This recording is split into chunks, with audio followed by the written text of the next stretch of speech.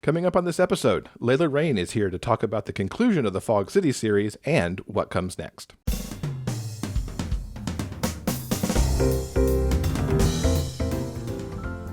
Welcome to episode 309 of the Big Gay Fiction Podcast, the show for avid readers and passionate fans of gay romance fiction. I'm Will Knaus, and with me, as always, is my co-host and husband, Mr. Jeff Adams. Hello, everybody. As always, the podcast is brought to you in part by our remarkable community on Patreon. Thank you to Rebecca for recently joining the community. If you'd like more information about the bonus content we offer our patrons, go to patreon.com/biggayfictionpodcast. And with Pride Month right around the corner, we're gearing up to send our annual Pride cards to our patrons. If you're a member of the community and would like to receive a card, make sure to check out our post on Patreon with all the details before May 31st. Here's some breaking news for fans of gay fiction. That was a wonderful little intro. I may just save that for the sound effects library so I have it for future episodes. So there was some great news for Adam Silvera fans this week. His novel, They Both Die at the End, which is riding high once again on the New York Times bestseller list 3 years after its original publication, has actually been optioned for a TV series. And possibly the best news of all is that Adam is actually attached to the project to write the adaptation for it. You may remember when I talked to Adam back in episode 291 that he wanted to return to the Deathcast universe, and now it sounds like he might be doing that in both book and TV form. Now, some fans may recall that this has been previously optioned for TV, and it's really great to see this project moving forward again. It's actually Adam's second TV adaptation that's in the works, because there's also one that's in progress for his book, More Happy Than Not, which is now in development with the same production company that just picked up They Both Die at the End. So I really can't wait to see these two projects come to fruition. Congratulations to Adam. And I'm happy because that means there's more great television for us to watch. Exactly. So recently, you, dear sir, had the chance to talk to one of your very favorite authors. I did. And I really have to admit, this is one of the more fanboyish interviews that I've done on the podcast. I really try to rein myself in, regardless of who I'm talking to, but that did not happen here too well. If you're a fan of Layla Reyne's Fog City series and her extended whiskey universe that encompasses her Agents Irish and Whiskey and Trouble Brewing series, then you're going to fall right into what we're talking about here as we focus on the last two books of the Fog City series with Queen's Ransom and Silent Night. But if you need some Fog City 101, I suggest you head back to episode 193, where we talked about this series just as it was starting out back in June of 2019. For this interview, we dive in head first to these final two books, and we also get some details on what she's working on next that will further extend this big universe of characters and books that she's created. Layla, welcome back to the podcast. It's wonderful to have you here. Likewise, I'm happy to be here. Hi. We have so much to talk about with Fog City wrapped up. Yeah. I can't believe it. What an ending. Oh my God. I brought everyone out to play. You did. And it was so awesome. So I'm going to warn everybody as we get started that there could be spoilers here because there's a lot to talk about and we're going to try to tread lightly, but maybe not. So just be forewarned and we'll do our best. It's a book 5. So it's a book 5 and it really ties together. Whiskeyverse plays a lot into book 5 because we see, I swear, everybody you could have possibly had as a cameo. First off, though, what was it like to finally wrap up this series that started as that wonderful 3 books and then got these great additional 2 books at the end? I mean, I was really happy to do it. You know, as soon as both Helena and Holt hit the page in the original trilogy, I knew I wanted books for them. As soon as Brax hit the page, he was going to have a book. And then when they found that Brax and Holt got on the page together, I was like, that's it, we're done. And I knew that was 5. I knew that was the last book. There's a plot point that we probably shouldn't spoil that one, but I knew that was going to get resolved in the book 5. And I think particularly as I was writing through the trilogy and looking back at it too, Holt is the one who got just stepped all over the entire time, but I mean, all the betrayals that lined up. And so it was kind of his time to take control and have his moment. And then for Helena too, you see her in the trilogy ascend the ranks, so to speak, to become the queen. And so in her book, in Queen's Ransom, she has to figure out how that works for her. And the whole family has to needs somebody on the outside, right? Like they're so like between, the law enforcement angle part of the family and then the not lawful part of the family, it's still all tangled up, right? Yeah. And there was no grounding force. And, Hawes kind of has that talk with Celia in Queen's Ransom about, we all need you. And they all needed somebody who was outside enough.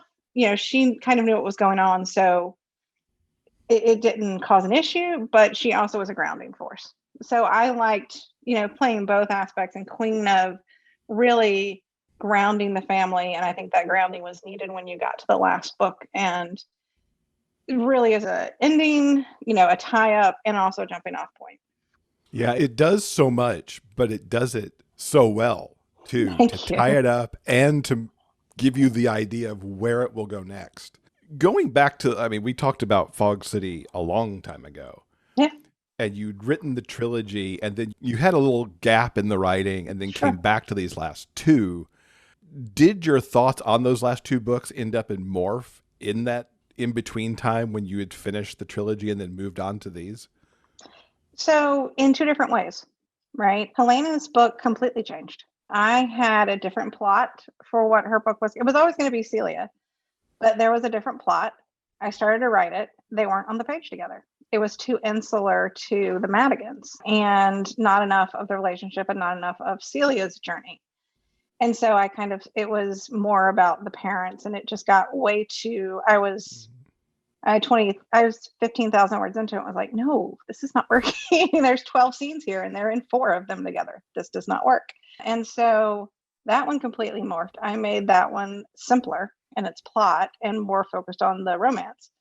And so it completely changed in the general scope of what the plot was in that time. Silent Night changed Holt and Brax's book, not at all in the plot. That was always going to be the plot.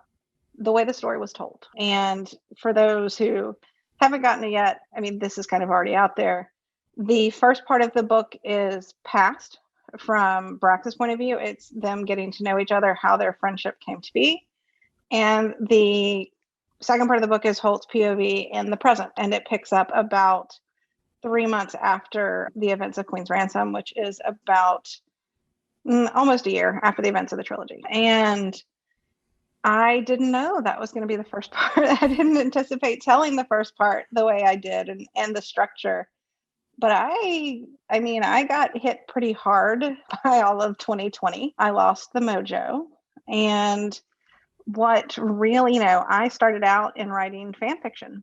A lot of my fan fiction was vignette style, where it was those quick, short little stories of here's a moment in the characters' lives. And that's what got me writing again in 2020 and doing that for Holt and Kane. And it worked for them and it worked for me. And I don't know if these books would have happened if not for it. It worked for me too, as the reader. It was just, I was surprised when I opened the book and it's a dozen, 16, 15 years in the past. 14. 14. I is when it got starts. It right in the middle. Right in the middle. Yeah. I'm like, okay, that's interesting. And then it kept moving forward and, getting us closer and closer to the future. And I'm like, this is just brilliant because thank you. You see how these two came together and you got their meet cute, which, you could probably say that somewhere back in Fog City, that sort of kind of maybe happened for some readers, but this was their meet cute back here in the past. And then we got all this great stuff that built Brax and Holt in a way that I now can't imagine the story without it. Yeah. Now you need it for multiple reasons, right? When I started the story, it was just going to be a prologue of this one scene from their past. And then when I started to write, I realized you needed more for multiple reasons to understand why Brax stays through all of this, right? To really solidify that connection, because he is an officer, and he's an officer in the military, and then he becomes a police officer.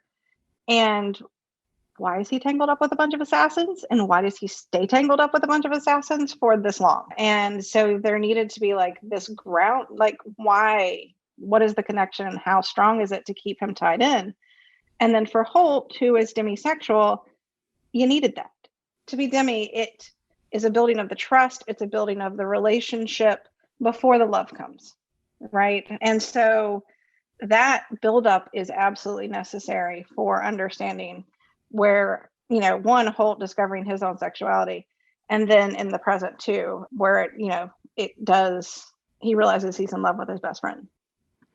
So, and the trust thing for Holt is such a big deal when you tie it back, as you mentioned, to all the betrayal that happens. Oh yeah, in the original trilogy, because he is stomped on, yeah. And yet through it all, he somehow knows that Brax isn't going to stomp on him if they could just both get over that thing. And this is a thing that happens so much in romantic suspense. It's like, you're going to be better off if I'm not here. Yeah, kind right. of thing. And they're both trying to do, you know, the lines from the book, and it's actually on the back of the paperback. I won't let anything happen to you. I'll protect you. Those are said, you know, in the trilogy. And then again, you see where they come from in the past. And it cuts both ways for both of them. And so, you know, they're just trying to, you know, protect each other. And that comes from a long history of doing that on both sides. So, but yeah, I mean, Holt, he had Helena and Hawes to try. I mean, the siblings were generally always had each other's back, but yeah, dude got stomped on. It was, and he never got to be angry, right? He had Lily, his daughter, to worry about. He had the family to worry about. He's the one at the comps. He's always monitoring the situation. He's the liaison with the cops because his best friend is the chief of police. And he didn't get to be angry. And he, of all of them, had the right to be the angriest. And then you come after his best friend. And that was it. Yeah, like, he was done. Finally, he Hulk smashed. He literally Hulk smashed. And I love that you wrote those very words in, too. Yeah. The Hulk smash idea was right there on page. Yeah. I mean, here's this big ginger giant. He was done. He was so done. Did you know all along that Holt was demi, or did that rise up as you sorted out Silent Night? Oh, I knew all along in the trilogy. I don't know that I knew right when I wrote Prince of Killers, but I knew it in the trilogy. By the time we got to New Empire, that was going to be it. There's a conversation with Hawes where he talks about the first time he met Brax, and he says, you know, I've only ever loved two people, and that way. And so that's Amelia and Brax. And because those were the connections, because Amelia does play a big role in him understanding his demisexuality. And that's, you know, it's again, betrayals cut really tough when the heart of your relationships are trust. Mm-hmm. And I wanted more representation all across the queer spectrum. And so I was really happy to be able to portray the demisexuality with Holt. And this is a very queer series, not just in your main characters. I mean, you've got support characters like Jax, who is such a favorite of mine. Yeah, they're a lot of fun. So, and then just complicated, as you'll find out more of. They're complicated, but they're willing to jump into anything. Yeah. There's no fear there. Super smart, and willing to dive in, get their hands dirty, and also loyal, right? I mean, they're assassins, bad guys, but the loyalty that they engender with people, because they are too, right? I mean, they will stand up for you, the Madigans. So, and that's very apparent with Brax, like what the links to which they're willing to go, because he has shown them the ultimate loyalty. It's an interesting look at found family that we find so often in MM romance, that it really takes that to a whole different level in many ways, I think. And even the people that have left them for one reason or another, you know, Avery, who was their top lieutenant, you kind of get a little bit of her background and how she came into the fold. And again, even though her connection's not there anymore necessarily to the fold, she has stayed in because of that found family aspect. What was some of the research that you had to do for the past in Silent Night? Because a good chunk of it takes place while Holt is deployed in Afghanistan. Yeah. So, I mean, boards, all of the message boards, you look through and research, lots of making sure that, titles were right, ranks were right. I did take some liberties, right? Brax's career path is not typical. That orientation position is not typical. And so doing that carefully, the style of it of being the vignettes as opposed to necessarily being full on day to day did help a little bit, and that it could be still focused on the relationship, and that just happens to be going on in the background. But it's interesting because all of that's going on still when Don't Ask, Don't Tell was in effect. And so there's some tiptoeing around of what they can and can't say. And for Holt, it's really hard because he comes from a family with Hawes and Helena who are very upfront with their sexuality, and from San Francisco, which generally is very upfront. And so he gets there and he doesn't think twice about mentioning his siblings and their sexuality. And then he's like, probably shouldn't have said that. But then it gives Brax this little bit of, I'm not alone, right? Yeah. Which he desperately needed after being in the military 17 years without having anyone to talk to. Back to Queen's Ransom for a minute, because we kind of got ourselves out of order just because I'm all about Silent Night at the moment. I kind of wrote them out of order, to be honest. Well, that was one of the things I was going to ask, and we could start there since Silent Night was kind of, bringing you back in to writing after 2020. Yeah. What was it like to now go back and write the book out of order and to do Queen's Ransom? I write out of order anyways. I'm that person. But probably not the person who writes completely out of order with the books, right? Yeah, no. So I had to change a few little lines. They were kind of going in tandem, but there are times where Silent Night would get further along than Queen and vice versa. But in writing through Silent Night 2, I understood better what Helena's story should be and where Celia should be as that grounding force of the family. So it actually really helped. It's how I write a book. I write first scene, last scene. And I kind of needed to do that with the series too, to know where everything was going. It also helped resolve with Helena's story, me trying to make it more complicated. We didn't really need that. That was a whole nother layer of complication that this series didn't need. And it's also a story I could tell later if I wanted to. So it kind of it was good. It opened up some stories for other characters as well that you'll see later. And so I was happy about that too. Celia's amazing because given what she already knew because of her brother's connection to the family, she was not that reticent to bring her and her kids along for the ride. No, and I mean, she lost her brother for 10 years in a way, right? With what happened to Chris and his family, and also him diving into undercover work for 10 years. And she didn't want to lose her brother again. Right. And particularly with what had happened with her ex, she also wanted family around for her kids and wanted their uncle there as well. And so it was really important for her to stay connected to Chris. And there was no doing that without being connected to the Madigans.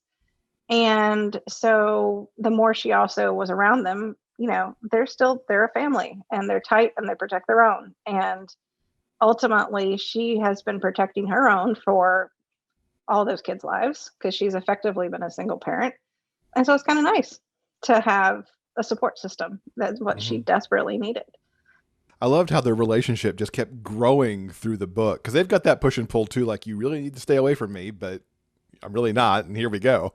But you open with a bang with, Helena showing up after being gone for a while and immediately having the repair shop, shot up, which was quite the opening. But then, she's right there. And those two, I love the dichotomy of how sweet they are and then how fierce both of them are. I mean, it's two alpha women come together, which was just awesome. And fierce in different ways too. Yeah. Right. And that's what I really loved is that Celia kind of surprised me. I probably went into that thinking she was more of a beta type character. No, she was total alpha character. As I wrote more and more, like that became clear. Right. And that's been her defense mechanism. It's also just been she's taking care of those kids and her mom too. And so Helena's a good match for her. Helena is also going to need someone to stand up to her to an extent. And Celia's besides her siblings, yes. Besides her siblings, but right, like that could intimidate somebody. Didn't really, right? Celia could handle it. Anything you discovered as you wrote your first FF pairing with Queen's Ransom after so much MM pairings through the years? Not so much. I think the discovery of, oh, hey, it's two alpha women, let's go, that it was easier than I thought it was going to be to some extent, because still character, still a Layla story. And so I liked that I could do that. And so I'm definitely looking forward to doing more. And, it's just, you got to do some different things, but a lot of it's still, like I said, it's still a Layla story. The thing that I found interesting back on Silent Night, because you just talked about a Layla book, which to me almost always includes a good car chase or 10. Yeah. Can't help it. Silent Night really pulled back a little bit into the types of big set pieces that were there. There are things that get shot up. I wouldn't even call it a car chase, really. There are people speeding around trying to find where people have gone. Yeah. But you seem to pivot a little bit the action and how the action played out in Silent Night.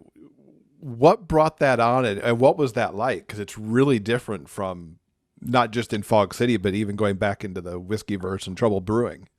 Yeah, well, it's a story. One, I wanted the two to the past and the present to mirror, right?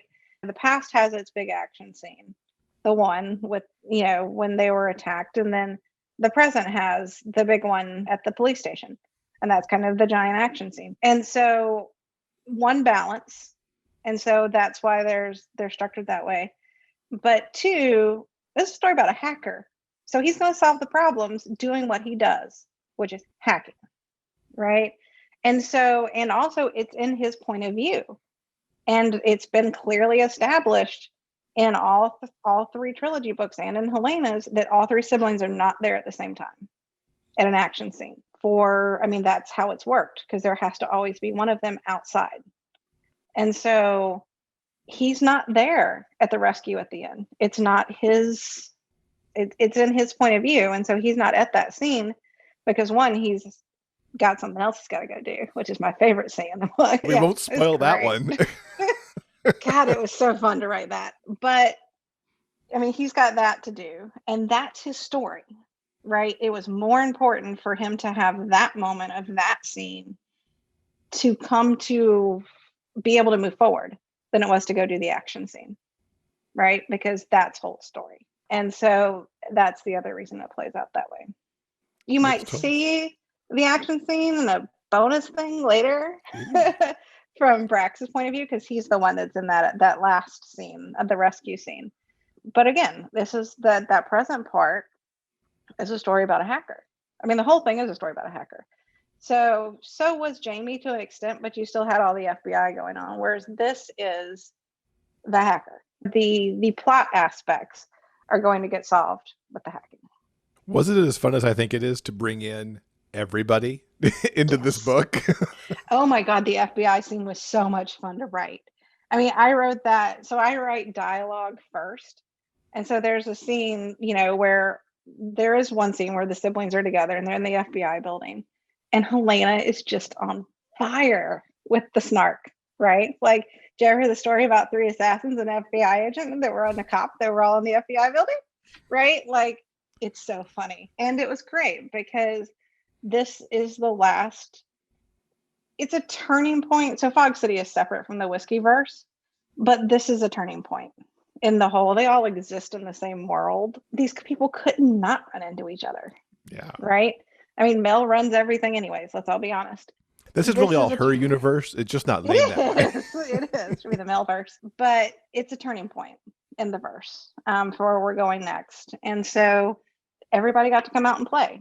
And, there have been connections with Holt and Jamie before, not in the same place, but, these two really good hackers. And there was that there was some back and forth, not directly, but through Hawes and Chris and Mel in the trilogy. So it made sense for them to all be there together. And, Lauren gets to come out and play because she's fun to play with. Yeah. So, and then Nick is the prosecutor. So of course he's going to be in the middle of all this. And Mel's the negotiator. Quite possibly my favorite line was when they were in the FBI building and everybody walks out of the bullpen. And I think it's Brax who says, did they just leave the hacker in the FBI server room? Yeah. Yeah. Yeah, that was fun. But he doesn't care. I think that's not the point right then.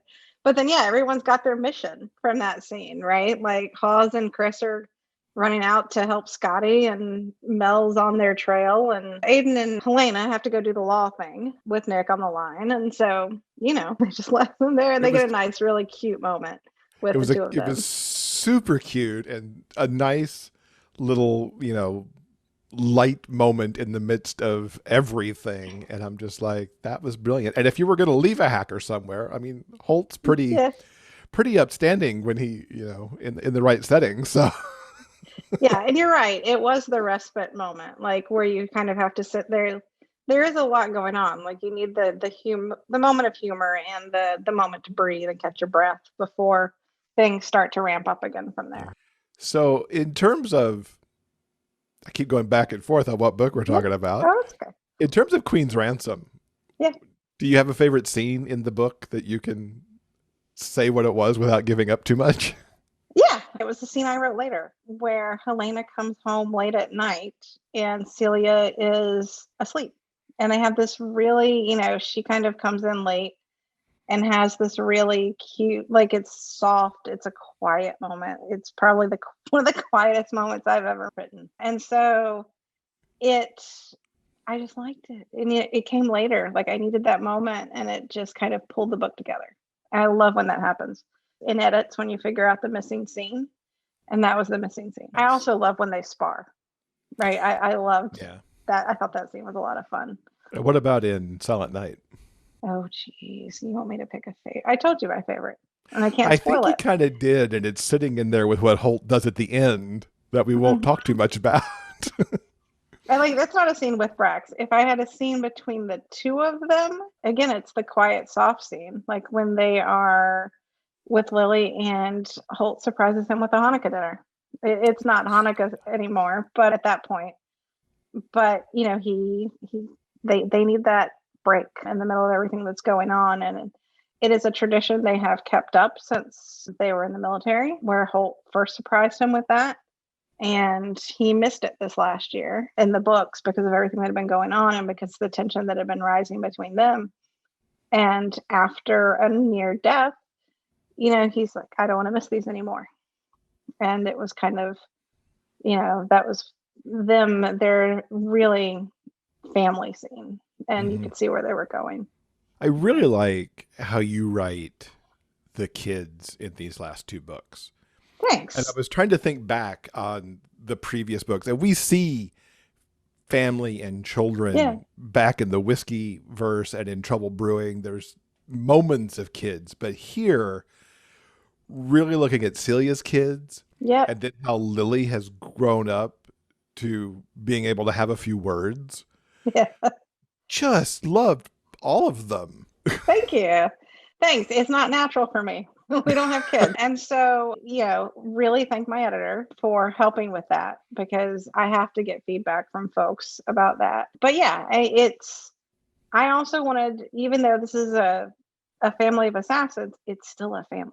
They are third generation and there will be more generations. And, this is, they value family and they want families and so, those kids are going to be part of it all.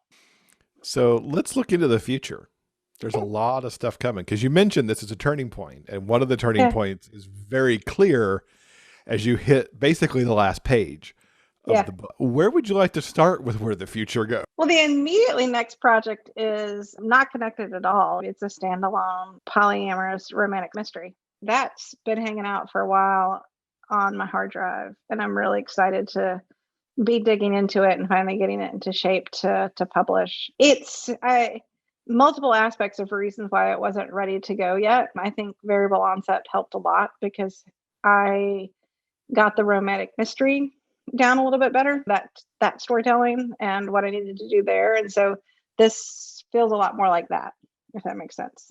Then after that, there are snippets of things Fog City related that are coming. A little bit of foodie romance I do want to do. But yeah, I mean, as far as what's next, there's kind of two setups. I'm really interested to hear what folks want to see next. Marsh is a character that gets introduced who I've got some plans for. He is a friend of, but a very close friend of Brax and also Holt's former CO. And so he's going to get his story, which is fun. I'm really looking forward to that because it bounces around a lot because of what he does now as far as location. And then, yeah, there's a setup for what I'm super looking forward to, Brax and Mel herding cat, basically, of people we have seen that need a redemption arc. One thing that I have always loved, and I've made no bones about it, is that Nick is my favorite character. And he started out as a foil, right, for Aiden and Jamie. And then, I love him. And he's a lot of people like him now. And I like playing the redemption arc. You probably saw some of that with some characters already in Silent Night, one in particular. Writing Hersey made me actually tear up. I want to tell some more stories with folks, and I want to tell them across Whiskeyverse of Fog City.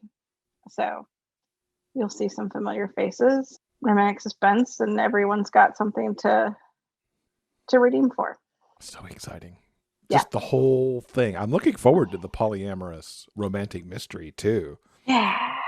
It's, set in small town. It's basically like Southport, North Carolina, which is kind of where we also go to the beach. Fictional, but based on that. And someone's murdering professors in a very Shakespeare-themed way. And it's second chance and best friends to lovers too. And I'm really excited about it.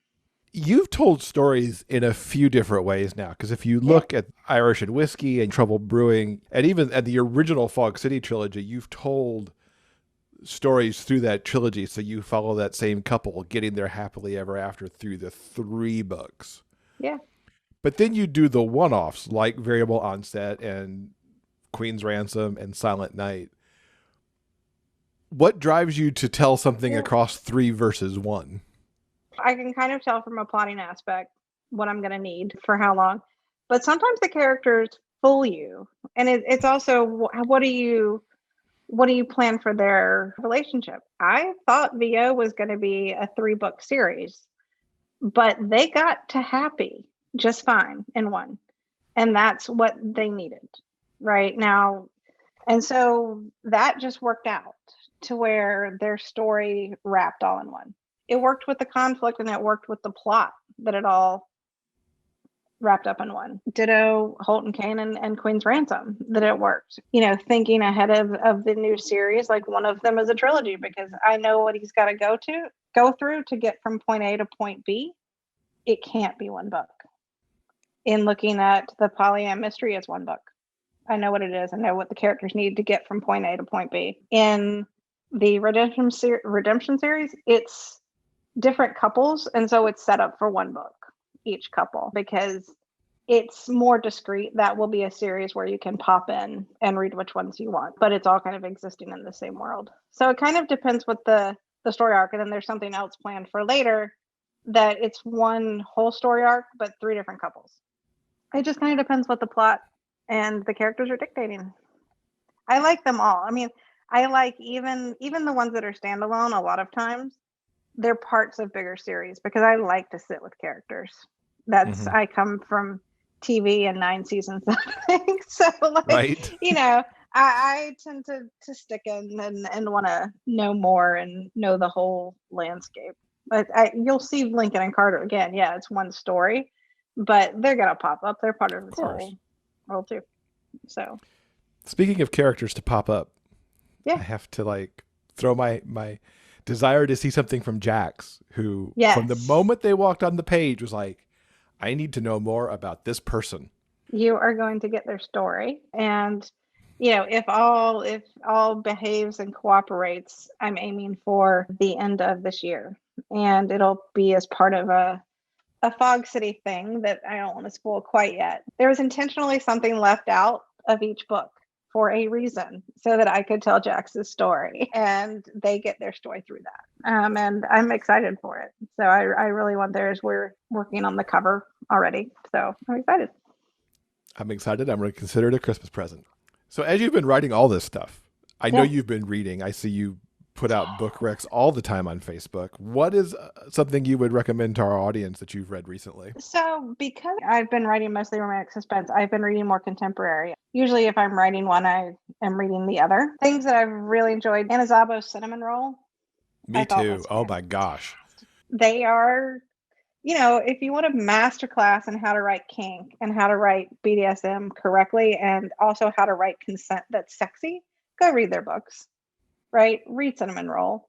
It is, I'm just, it's so good. I thought it was excellent. And let's see, other things that I really liked. I thought Riley Hart's The Endgame was very good. I enjoyed that. I read that super quick.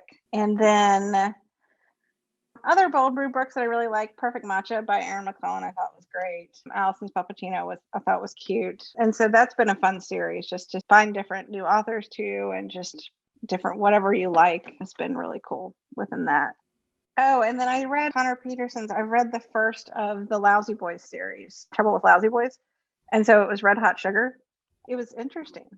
I really like it. It's a little bit of PNR and urban fantasy kind of mixed in, and then there's polyamory in there too. And so it's really cool. I like it so far. I just started in book 2. Oh, and then the big one, Emma Grant's upcoming series, The White Thorn Agency. It comes out in June. Book 1 is Rare Vigilance. It's so good. It's insane. Yeah, she got a lot of screaming text messages as I was reading through them. I mean, she did the same thing to me reading Silent Night, so it was fair game. But it was excellent. It's going to be a really fun series. The world building's incredible. It's cool because it's set in kind of, I don't know if it's a rundown town in New York necessarily, but like somewhere it's trying to be revitalized, and so it's not your typical setting. It's not necessarily your typical characters at all, and so I just really enjoyed it. Excellent. That's some good stuff for me and our listeners. Yeah. And how can people follow you online to know when all of this next phase of things are coming out? Sure. So my website is www.laylareyne.com, and all of my socials are at Layla Reyne. I'm pretty active on Instagram. I have a Facebook group, Layla's Lushes, and that's kind of where I tend to live on Facebook. And then I have a newsletter too. So that goes out monthly with updates, cover reveals, all that kind of stuff. So fantastic. Yeah. We'll link to that and all the books we've talked about in the show notes. Fantastic. Layla, thank you so much for coming back and talking about the end of this amazing series. Thanks for having me. Thank you for the books. So good. Yeah. I'm glad you enjoyed them. I hope everyone else does too. This episode's transcript has been brought to you by our community on Patreon. If you'd like to read the conversation for yourself, simply head on over to the show notes page for this episode at biggayfictionpodcast.com. And don't forget, the show notes page also has links to everything that we talked about in this episode. On the show notes page, you'll also find links to Libro.fm for the books that we talked about that have audiobook versions available there. When you buy an audiobook from Libro.fm, you're actually supporting a local bookstore of your choice. So it's a great way to get an audiobook and also support a story in your community. Listeners of the Big Gay Fiction podcast have the opportunity to get a 2-month audiobook membership for the price of one. And if you want to take advantage of that offer, simply go to biggayfictionpodcast.com/LibroFM. That's LIBROFM. And as you could probably tell by that interview, I had such a great time talking to Layla about all things Fog City. Thanks so much to Layla for coming back to chat. And boy, I'm looking forward to what's coming next, especially the books with Mel and Brax, and then Jax's story too. I can't wait. All right, I think that's going to do it for now. Coming up on Monday in episode 310, Tara Lane and Eli Easton join us to talk about their collaboration on the Nerds vs. Jocks series. I love talking to these two so much. The Nerds versus Jocks series is the series I didn't know I needed this year. I have so much enjoyed this. They've got the third book in the series coming out at the end of this month, so it was the perfect time to talk to them about this collaboration. Thank you so much for listening. Until next time, stay strong, be safe, and above all else, keep turning those pages and keep reading. Big Gay Fiction Podcast is part of the Frolic Podcast Network. You can find more shows you'll love at frolic.media/podcasts. Our original theme music is composed by Daryl Banner.